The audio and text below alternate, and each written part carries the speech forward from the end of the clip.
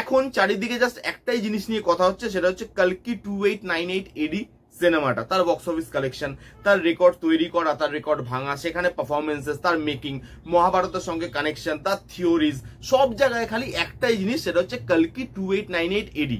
কখনো ভেবে দেখেছেন যে কেন এই সিনেমাটা নিয়ে এত কথা হচ্ছে, কেন লোক এত বার করে সিনেমাটা হলে দেখতে যাচ্ছে, কেন লোক এই সিনেমাটা দেখতে গিয়ে কানেকশন ফিল করছে, কেন এই সিনেমাটা সব সিনেমার থেকে এত আলাদাভাবে অডিয়েন্সের সামনে উঠে এসছে? ভাবেননি তো?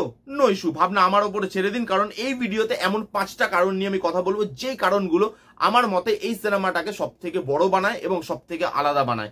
এই কারণগুলো ছাড়া যদি অন্য কোনো কারণ আপনার মনে হয়ে থাকে, কমেন্ট বক্সে এসে লিখে জানাতে কিন্তু ভুলবেন না। ফার্স্ট কারণ, এর কাস্টিং।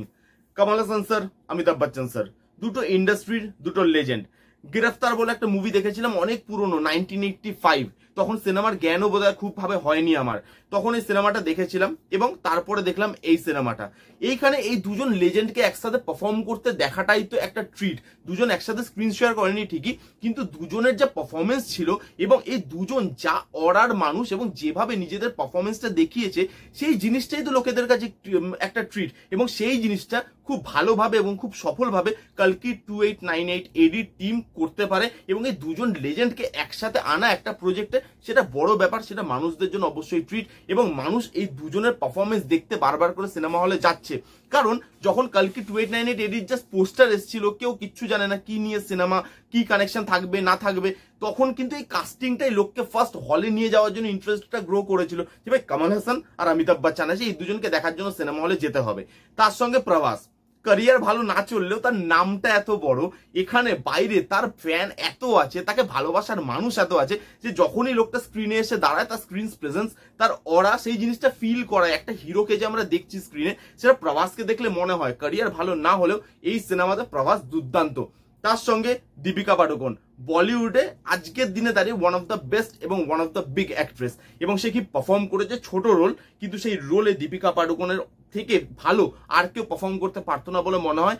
এই রোলগুলো, মানে যে যা রোল করেছে, সেই রোলগুলো না সিনেমা হলে দেখার পর আপনার তাদেরকে ছাড়া অন্য কোনো নাম আর মাথায় আসবে না, কারণ সেই রোলগুলো তারা এত ভালোভাবে করেছে এবং কাস্টিং এখানে অনবদ্য। সেকেন্ড হচ্ছে, এই সিনেমাতে কিছু কেমিওস, ছোট ছোট রোল, এবং সেইগুলোর জন্য যেভাবে মাইনিউট ডিটেল দেওয়া হয়েছে, বড় বড় নাম নেওয়া হয়েছে, এস রাজামৌলি, রাম গোপাল বর্মা, দুলকার সালমান, বিজয় দেবরকোন্ডা, মৃণাল ঠাকুর, ছোট ছোট রোলে বড় বড় নাম। কজন জানেন জানি না, ভুজ্জির যে ভয়েস ওভারটা সেটাও কিন্তু দিয়েছে কীর্তি সুরেশ, বিশাল বড় অ্যাক্ট্রেস। এবং এই ছোট ছোট রোলের জন্য যেরকম বড় বড় নাম নেওয়া হয়েছে, সেগুলো জাস্ট আউটস্ট্যান্ডিং। তারা ইন্টারেস্টেড হয়েছে এই ফিল্মটা শুনে, যে হ্যাঁ এই ফিল্মের মধ্যে দম আছে, তবেই তারা কেমিওস করতে এসছে। এবং এর কাস্টিং আর এর কেমিওস এই সিনেমা দেখতে যাওয়ার জন্য একটা পারফেক্ট পয়েন্ট, লোকের ট্রিট এটা। তারপর যেটা নিয়ে কথা বলবো, মানে 3 নম্বর পয়েন্ট, এর ভিএফএক্স। আদিপুরুষ দেখার পর যেন চোখে শান্তি এলো। এই যে বদনামটা হয়ে গেছিল এবং স্ট্যাম্প লেগে গেছিল যে বলিউডের ভিএফএক্স মানে আদিপুরুষের ভিএফএক্স, কেউ যদি পৃথিবীতে কোথাও খিল্লি করে ভিএফএক্স নিয়ে, তার এক্সাম্পল হয় আদিপুরুষ।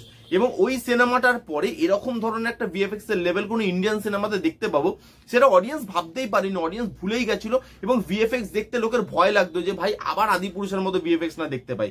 সেখানে এর ভিএফএক্স, প্রত্যেকটা অ্যাকশন, দুটো যে ওয়ার্ল্ড ক্রিয়েট করেছে, কাশি এবং সম্ভালা, এই দুটো ওয়ার্ল্ড, তার ছোট ছোট মাইনিউট ডিটেল, মানে কার্স, গানস, এই জিনিসগুলো যেভাবে ছোট ছোট ডিটেলে ক্রিয়েট করা হয়েছে, যেভাবে অ্যাকশনগুলোকে দেখানো হয়েছে, যেভাবে এই ওয়ার্ল্ডগুলোকে ক্রিয়েট করা হয়েছে, ভিএফএক্স এ অ্যাকশন কাজ যেভাবে করা হয়েছে, ভাই সিরিয়াসলি ভিএফএক্স টপ নচ। প্রত্যেক জায়গায় ভিএফএক্স আপনার চোখে লাগবে, যে হ্যাঁ এটা ভিএফএক্স, টাকা পয়সা খরচা করলে এরকম ভিএফএক্স বানাও, নাহলে আদিপুরুষের মতো প্রোডাক্ট বানিয়ে ইন্ডিয়াকে অপমান করো না প্লিজ।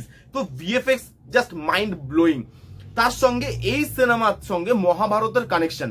দেখুন, মহাভারত আর রামায়ণ এই দুটো হচ্ছে আমাদের রুট। আমরা ছোটবেলায় দিদা ঠাকুমা কারোর না কারোর কাছে মহাভারত রামায়ণের গল্প শুনেছি। সেই জন্য আমরা প্রত্যেকেই কম বা বেশি, প্রত্যেকটা অডিয়েন্স মহাভারত রামায়ণ সম্বন্ধে আমরা অবগত, আমরা জানি এই স্টোরিগুলোতে কি হয়েছে। তার সঙ্গে মানে এই গল্পটার সঙ্গে মহাভারতে যেভাবে কানেকশন তৈরি করেছে, লোক না সেইটার সঙ্গে কানেকশন ফিল করতে পারে। লোকের জানা গল্প, তার সঙ্গে লোক গল্প শুনতে ভালোবাসে, লোক পুরাণের গল্প, ঐতিহাসিক গল্প শুনতে ভালোবাসে, তারা সেই গল্পটাতে আটকে গেছে। মহাভারতের সঙ্গে যে থিওরিগুলো করা হয়েছে সেগুলো নিয়ে লোক কথা বলতে ভালোবাসছে, লোক আবার নিজের ওই হিস্ট্রিটাকে বা মাইথোলজিটাকে একবার পলিশ করে নিতে ভালোবাসছে, যে এবার দেখি মহাভারতটা আরেকবার পড়ি, আরেকবার তার ক্যারেক্টারগুলো জানি। কারণ এই সিনেমার মধ্যে ক্যারেক্টারগুলোকে যেভাবে দেখানো হয়েছে সেই জিনিসগুলো এত ভালো, সেই জিনিসগুলো লোক নিয়ে রিসার্চ করছে এখন, যে ভাই এই ক্যারেক্টারটা কিভাবে আসছে, এই ক্যারেক্টারটা কেন আসছে, সেই জিনিসগুলো এত ভালো এবং মহাভারতের সঙ্গে এত রুটলি এসে কানেকশনটা ফিল করায় অডিয়েন্সের, যেটা অডিয়েন্স 3 ঘন্টার সিনেমাটা আরামসে বসে দেখে নিতে পারে, কোথাও বোর ফিল না করে। কারণ প্রত্যেক জায়গায় কিছু না কিছু টুইস্ট এন্ড টার্নস আসছে, মহাভারতের রেফারেন্স আসছে, যেগুলো ভাবতে হচ্ছে আপনাকে। সিনেমায় আপনাকে সবকিছু স্পুন ফিট করে দেওয়া হয় না, আপনাকে মাথা খাটাতে হয়। তো সেইখানে যেভাবে মহাভারতের কানেকশন আছে ভাই, hats off, really hats off. এরপর এবং লাস্ট যে কারণটা নিয়ে কথা বলবো সেটা হচ্ছে এই মুভিটা না কিছু কোয়েশ্চেন ছেড়ে দেয় সেকেন্ড পার্টের জন্য।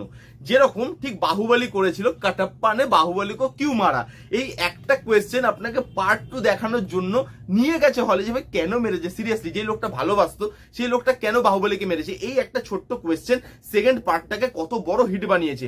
এবং এইখানে তো একটা নয় 10-10টা কোয়েশ্চেন আছে। কর্ণকে, অর্জুন আসবে নাকি ফিরে, কালকি কিভাবে জন্ম নেবে, এই সুপ্রিম ইয়াস্কিনটা কে, এই শহরগুলোর কি হবে, এত কোয়েশ্চেন যে আপনার মাথা খারাপ হয়ে যাবে। আর সিরিয়াসলি এই কোয়েশ্চেন গুলোই পার্ট 2টা দেখার জন্য লোকের ইন্টারেস্টটা বাড়িয়ে রাখে। আপনাকে প্রত্যেক দিনে কোয়েশ্চেন গুলো হন্ট করতে থাকবে, কোয়েশ্চেন গুলো জ্বালাতন করবে, যে ভাই কেন এই ক্যারেক্টারটা, কেন এই ক্যারেক্টারটা কিভাবে এলো, এ কিভাবে আসবে, 8টা ইমর্টাল যেটা অশ্বত্থামা তার মধ্যে একজন, সেই 8 জন কিভাবে আসছে, কারা কারা প্লে করতে চলেছে সেই 8 জনের রোল। এই জিনিসগুলো এত কিউরিয়াসিটি বাড়িয়ে দেবে, এই কোয়েশ্চেন গুলোই আপনাকে কিন্তু সেকেন্ড পার্টটা দেখাতে নিয়ে যাবে। এবং যার জন্য লোক হল থেকে বেরিয়ে এই সিনেমাটা নিয়ে কথা বলতে ভালোবাসছে, এই সিনেমাটা নিয়ে রিসার্চ করতে ভালোবাসছে, থিওরি বার করতে ভালোবাসছে, এবং আমাদের মাইথোলজিটাকে বা আমাদের পুরাণটাকে বা আমাদের হিস্ট্রিটাকে আবার করে একবার ঝালিয়ে নিতে ভালোবাসছে।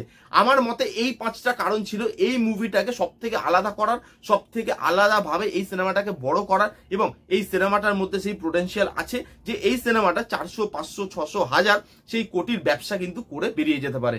আমার এই সিনেমাটা আউটস্ট্যান্ডিং লেগেছে, যার জন্য এই কারণগুলো আমার তার বড় কারণ বলে মনে হয়েছে।